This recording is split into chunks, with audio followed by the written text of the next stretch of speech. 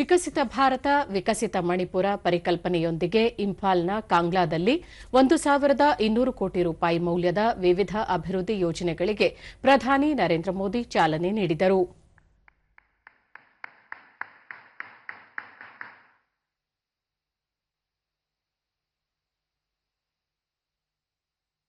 Thank you, Honorable Prime Minister, sir, for doing the honor, their vision, scope and impact for Manipur and the northeastern states. ಬಳಿಕ ಅವರು ಜನಜೀವನ ವಿಕಾಸಗೊಂಡಾಗ ಮಾತ್ರ ಯೋಜನೆಗಳಿಗೆ ಸಾರ್ಥಕತೆ ಬರಲಿದೆ.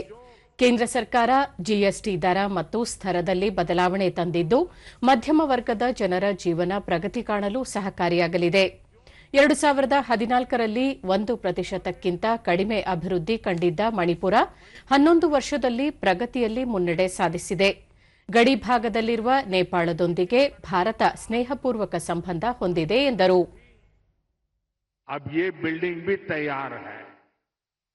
इस नई बिल्डिंग से नागरिक देवो भव के मंत्र को और मजबूती मिलेगी. साथियों, मणिपुर के अनेक साथी कोलकाता और दिल्ली भी आते जाते रहते हैं.